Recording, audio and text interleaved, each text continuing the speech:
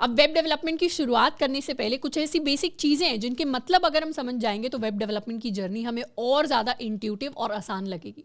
सबसे पहली चीज़ जिसका मतलब समझने वाले हैं वो है हमारा इंटरनेट।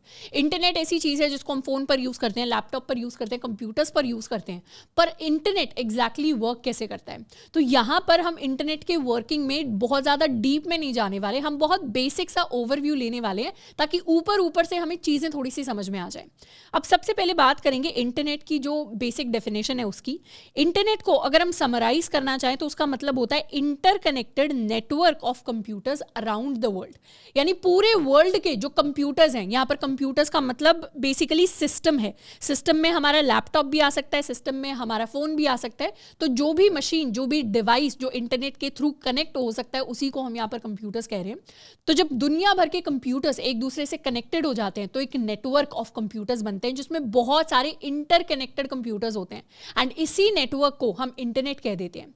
अब इसको बहुत बेसिक से समझें, अगर मेरे पास एक कमरे के अंदर दो कंप्यूटर्स हैं, मान लेते हैं मेरे पास कोई एक कंप्यूटर है, let's call it A, and मेरे पास एक और दूसरा कंप्यूटर रखा हुआ है कमरे के अंदर, उसका नाम है दूसरे का बी। अब इन दोनों कंप्यूटर्स को अगर मुझे कनेक्ट करना है तो कनेक्ट करने के लिए हम क्या कर सकते हैं, एक वायर ले सकते हैं जिसको हम एक कंप्यूटर से दूसरे कंप्यूटर तक जोड़ सकते हैं। जैसे ही हमने दोनों कंप्यूटर्स को जोड़ दिया, इन दोनों कंप्यूटर्स को एक दूसरे को डेटा ट्रांसफर करना आसान हो जाएगा। ए वाला कंप्यूटर बी वाले कंप्यूटर को अपनी फाइल्स भेज सकता है, बी वाला कंप्यूटर ए वाले कंप्यूटर को अपनी फाइल्स भेज सकता है। तो एक तरीके से कह सकते हैं कि ये दोनों कंप्यूटर एक दूसरे से बात करने लग जाएंगे। अब इसी चीज को अगर हम बहुत बार रेप्लिकेट कर दें, डुप्लीकेट कर दें, मल्टीप्लाई कर दें तो उसी को हम इंटरनेट कहेंगे। यानी एक ऐसा लंबा सा वायर जिससे बहुत सारे कंप्यूटर्स का एक तरीके से नेटवर्क फॉर्म हो रहा है और उसमें काफी सारे इंटरकनेक्टेड डिवाइसेस हैं, उसी को हम इंटरनेट कहते हैं। तो इंटरनेट हमारे घर पर कैसे आता है, हमारे घर पर इंटरनेट को लाने के लिए हम केबल्स को यूज करते हैं। तो जब भी वाईफाई या राउटर सेटअप होता है या डिवाइसेस में हमें इंटरनेट यूज करना होता है तो हमेशा बाहर की कंपनी से पहले एक केबल आता है जो घर में जोड़ा जाता है। उसी तरीके से लंबे लंबे बड़े बड़े केबल्स होते हैं जो एक जगह से दूसरे जगह पर कंप्यूटर्स को इंटरकनेक्ट करते हैं। तो हमारे पास अगर ओशन भी आ रहा है बीच में तो समुद्र के नीचे तक से मोटे मोटे वायर्स जा रहे होते हैं जिनके थ्रू हमारा डेटा ट्रांसफर होता है इंटरनेट पर। तो एक कॉन्टिनेंट के जो कंप्यूटर्स होते हैं वो दूसरे कॉन्टिनेंट के कंप्यूटर से भी इंटरकनेक्टेड होते हैं। तो इतना बड़ा नेटवर्क फॉर्म होता है जो पूरे के पूरे ग्लोबल लेवल पर वर्क करता है, मतलब पूरी अर्थ के कंप्यूटर्स को कनेक्ट करता है। तो ये थोड़ा सा मैजिकल कॉन्सेप्ट है जो निकल कर आता है अगर हम एक्चुअली इंटरनेट की वर्किंग के बारे में सोचें। अब हम इतना ज्यादा डिटेल में नहीं जाएंगे बट ओवरव्यू अगर हमें क्लियर होगा तो आसान रहेगा। तो जब भी हमें अब इंटरनेट को इमेजिन करना है, हमें ये इमेजिन करना है कि एक जगह के कंप्यूटर्स सारी जगह के बाकी कंप्यूटर्स के साथ इंटरकनेक्टेड है, उनका कनेक्शन बन गया है और वो दूसरे कंप्यूटर्स के साथ बातचीत कर पा रही है। अब अगर इस पूरे के पूरे नेटवर्क में एक ऐसा मुझे स्पेशल कंप्यूटर चाहिए हो, एक ऐसा स्पेशल कंप्यूटर जो हमेशा 24/7 ऑनलाइन रहे, मतलब मेरे घर पे जो कंप्यूटर है उसको मैं चाहूँ तो कभी भी उसको स्विच ऑफ कर सकती हूँ, कभी भी उसको स्विच ऑन कर सकती हूँ। बट अगर मेरे पूरे के पूरे नेटवर्क में कोई एक ऐसा स्पेशल कंप्यूटर हो जो हमेशा ऑनलाइन रहे, जो कभी भी स्विच ऑफ ना हो, और इस कंप्यूटर का एक बेसिक काम ये हो कि इससे कभी भी अगर कोई डेटा मांगा जाए जो इसके पास है तो ये वो डेटा अच्छे से वापस रिटर्न करके दे दे। मतलब अगर ये वाला कंप्यूटर इस कंप्यूटर से कोई भी डेटा मांग रहा है तो इस कंप्यूटर का काम है उस डेटा को रिटर्न कर देना। तो हम कह सकते हैं कि मेरा ये जो स्पेशल वाला कंप्यूटर है ये एक सर्वर है। तो सर्वर जब शब्द आप बार बार सुनेंगे तो उसका मतलब बेसिकली यही होता है कि हमारे पास एक डिवाइस या एक सिस्टम है जो हमेशा ऑनलाइन रहता है और उसके पास जो डेटा होता है उसे वो वापस किसी और दूसरे कंप्यूटर को इंटरनेट के थ्रू रिटर्न करके देता है। एंड ये वाली जो मशीन जो एक्चुअली डेटा को मांग रही है, इस मशीन को हम कह देते हैं क्लाइंट। क्लाइंट कोई भी कंप्यूटर हो सकता है ये वाला कंप्यूटर अगर डेटा मांगेगा तो ये क्लाइंट बन जाएगा, ये वाला कंप्यूटर अगर डेटा मांगेगा तो ये क्लाइंट बन जाएगा। जब हम अपने कंप्यूटर से कोई डेटा मांगते हैं, डेटा मांगने का मतलब है बेसिकली इंटरनेट पर अगर हमने कुछ सर्च किया है तो वो डेटा मांगना ही है। सर्च के बदले हम चाहते हैं हमारी क्वेरी आंसर हो जाए, या अगर हम किसी वेबसाइट के लिए सर्च कर रहे हैं तो हम चाहते हैं कि वो वेबसाइट हमें दिखने लग जाए। वो है डेटा मांगना, किसी ना किसी फॉर्म का डेटा। तो जब भी वो चीज़ हमें मिल जाती है मतलब क्लाइंट की जो रिक्वेस्ट है उसे सर्व कर दिया गया है। तो जिस केस में हम गूगल सर्च करते हैं या हम अमेजॉन पर जाकर कुछ सर्च करते हैं, फ्लिपकार्ट पर कुछ सर्च करते हैं, तो उस केस में हम क्लाइंट बन जाते हैं। या फिर हम कह सकते हैं हमारा जो सिस्टम है, हमारा लैपटॉप या हमारा कंप्यूटर या हमारा फ़ोन वो क्लाइंट बन जाता है।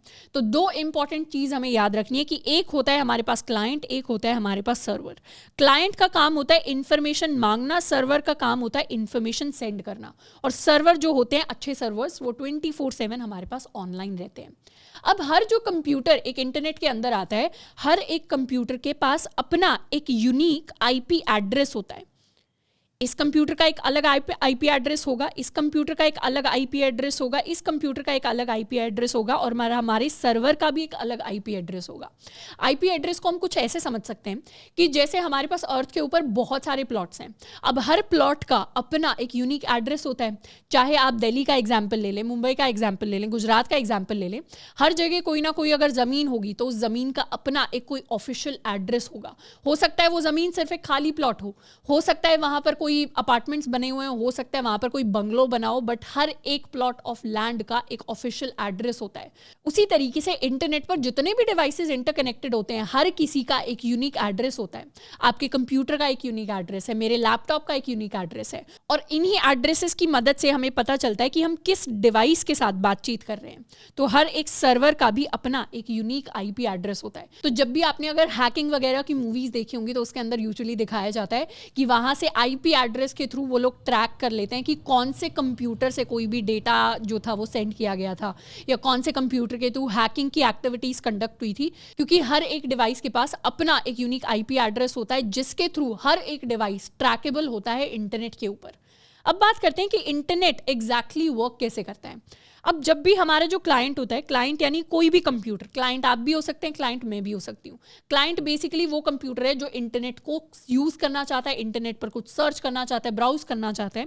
अब मान लेते हैं क्लाइंट ने कोई रिक्वेस्ट की। अब ये रिक्वेस्ट कुछ भी हो सकती है। हो सकता है कि हम जो क्लाइंट है वो अमेजॉन पर कुछ सर्च करना चाहते हैं, या फिर हम गूगल पर कुछ सर्च करना चाहते हैं। तो जैसे ही हम किसी भी वेबसाइट के लिए सर्च करते हैं तो सबसे पहली हमारी जो रिक्वेस्ट होती है वो हमारे इंटरनेट सर्विस प्रोवाइडर के पास जाती है। हो सकता है हमने आईएसपी का नाम ना सुना हो, पर हमने एयरटेल, जियो, वोडाफोन, एयरसेल, इस तरीके के अलग अलग जो कंपनीज है उनका नाम सुना होगा। ये सारी की सारी कंपनीज हमारे इंटरनेट सर्विस प्रोवाइडर्स होते हैं, यानी ये हमें इंटरनेट की सर्विस प्रोवाइड करते हैं। हमारे फ़ोन पर, लैपटॉप पर, कंप्यूटर पर इंटरनेट सिर्फ इसीलिए वर्क कर पाता है क्योंकि एयरटेल हमें इंटरनेट दे रहा है, या फिर जियो हमें इंटरनेट दे रहा है, या कोई और कंपनी हमें प्रोवाइड कर रही है इंटरनेट के साथ। तो सबसे पहले हमारी जो रिक्वेस्ट होती है वो हमारे आईएसपी के पास जाती है। अगर मैंने गूगल पर अपना college.in सर्च किया तो सबसे पहले वो रिक्वेस्ट जो होगी, अगर मैं जियो यूज़ कर रही हूँ अपने फ़ोन के अंदर, तो वो जियो के पास रिक्वेस्ट जाएगी। फिर जियो क्या करता है, या जो भी मेरा आईएसपी है वो क्या करता है, वो जाता है डीएनएस के पास। डीएनएस का मतलब होता है domain name system. Domain name system, इसको हम एक डिक्शनरी की तरह समझ सकते हैं। जैसे डिक्शनरी के अंदर कई सारे जो वर्ड्स होते हैं उनके मीनिंग स्टोर होते हैं, वैसे ही डीएनएस के अंदर बहुत सारी इंफॉर्मेशन स्टोर होती है। या फिर इसे अगर हम एड्रेस बुक की तरह इमेजिन करें, जब हम बहुत छोटे होते थे, जब हमारे पास mobile phones, internet, computers, laptop, ये सब कुछ नहीं होता था ना, हमारी दादाजी की जनरेशन में, तो उस टाइम पर क्या होता था, लोगों के पास एड्रेस बुक होती थी। एड्रेस बुक में क्या होता था, आप नाम से सर्च कर सकते थे किसी भी व्यक्ति का फ़ोन नंबर और उसका एड्रेस। तो इस तरीके की बुक को अगर थोड़ा सा डिजिटल बना दे तो उसी को हम डीएनएस कहेंगे। डीएनएस के अंदर क्या होता है, सारी की सारी जो डोमेन नेम होते हैं, डोमेन नेम यानी जैसे google.com, amazon.com, amazon.in, इसके अलावा कोरा हो गया, या फिर linkedin.com हो गया, facebook.com हो गया, instagram हो गया, ये सारी की सारी जो वेबसाइट्स हम जानते हैं, जो हम लिंक ऊपर सर्च करते हैं गूगल पर जाकर या किसी भी ब्राउजर में जाके, उन सबको हम डोमेन कह सकते हैं। और ये सारे के सारे डोमेन्स का जो आईपी एड्रेस है, मतलब इनके सर्वर का जो आईपी एड्रेस है, उसका डेटा इस डीएनएस के पास स्टोर्ड होता है। मतलब इसे पता है कि google.com का जो सर्वर है उसका आईपी एड्रेस क्या होने वाला है, या amazon.com का जो सर्वर है उसका आईपी एड्रेस क्या होने वाला है। तो ये डीएनएस क्या करता है, आईएसपी को, इंटरनेट सर्विस प्रोवाइडर को आईपी एड्रेस रिटर्न करता है। फिर क्लाइंट के पास भी सेम आईपी एड्रेस आता है। फिर क्लाइंट क्या करता है, सीधा एक रिक्वेस्ट डालता है आईपी एड्रेस को, और वो किसका आईपी एड्रेस है, वो गूगल के सर्वर का आईपी एड्रेस हो सकता है, वो अमेजॉन के सर्वर का आईपी एड्रेस हो सकता है। तो इस तरीके से हमारा जो क्लाइंट है वो फिर डायरेक्टली हमारे सर्वर के साथ कम्युनिकेट कर पाता है, यानी बातचीत कर पाता है। तो एक क्लाइंट जब एक सर्वर कंप्यूटर के साथ कनेक्ट करता है, उससे पहले उसे सर्वर कंप्यूटर का आईपी एड्रेस चाहिए। वो उसे कैसे मिलेगा? पहले वो इंटरनेट सर्विस प्रोवाइडर से पूछेगा, आईएसपी बोलेगा मुझे नहीं पता, तो वो डीएनएस से पूछेगा, डीएनएस बोलेगा मुझे सब पता है, तो डीएनएस आईएसपी को बता देगा, आईएसपी क्लाइंट को बता देगा, फिर क्लाइंट क्या करेगा? सर्वर से जाकर डायरेक्टली बात कर लेगा। तो जो भी हमारी वेबसाइट जिसको हम गूगल पर जाकर सर्च करते हैं, उससे हम पहले डायरेक्टली बात नहीं करते, पहले हम उसके आईपी एड्रेस को निकालते हैं और फिर आईपी एड्रेस से हम बात करते हैं। जैसे अगर मैं आपको एग्जांपल दूं तो एक nslookup.io नाम की एक वेबसाइट है। इस पर अगर मैं चाहूं तो let's suppose I search for amazon.in। amazon.in मैंने सर्च किया तो उसका आईपी एड्रेस क्या होगा? ये उसका आईपी एड्रेस है जो मुझे यहाँ पर दिखाई दे रहा है। मैं चाहूं तो गूगल का भी आईपी एड्रेस सर्च कर सकती हूँ। जैसे मैंने सर्च किया google.com, तो इसका आईपी एड्रेस मुझे यहाँ पर दिखाई दे जाएगा। तो इसका आईपी एड्रेस मुझे यहाँ दिखाई देगा एंड इसको मैं चाहूँ तो कॉपी करके अगर नॉर्मली अपने ब्राउजर के अंदर पेस्ट करके सर्च करूँ तो इस आईपी एड्रेस से क्या होगा? सीधा मेरे पास गूगल सर्च खुलकर आ जाएगा। तो आईपी एड्रेस कुछ नहीं होता, उसी वेबसाइट का एक तरीके से एड्रेस होता है। चाहे तो आप उसका नाम टाइप कर दो, चाहे आप उसका आईपी एड्रेस टाइप कर दो, बट यूजुअली हम नाम ही टाइप करते हैं क्योंकि सबके आईपी एड्रेसेस हम याद नहीं रख सकते क्योंकि बहुत सारे आईपी एड्रेसेस होते हैं। तो आई होप कि इंटरनेट के बारे में कुछ बेसिक चीजें हैं जो मैं पता चली हूँ। इसमें से हमें बस मोटा मोटी ये याद रखना कि हर कंप्यूटर का एक यूनिक आईपी एड्रेस होता है। और इसके अलावा अगर हम इंटरनेट की बात करें तो इंटरनेट के अंदर बहुत सारे इंटरकनेक्टेड कंप्यूटर्स होते हैं, जिसमें से एक हमारा कोई एक क्लाइंट कंप्यूटर हो सकता है, कोई एक हमारा सर्वर कंप्यूटर होता है। और इन दोनों के बीच में, क्लाइंट सर्वर के बीच में इंटरैक्शन होता है जिसकी मदद से हम वेबसाइट्स को देख पाते हैं।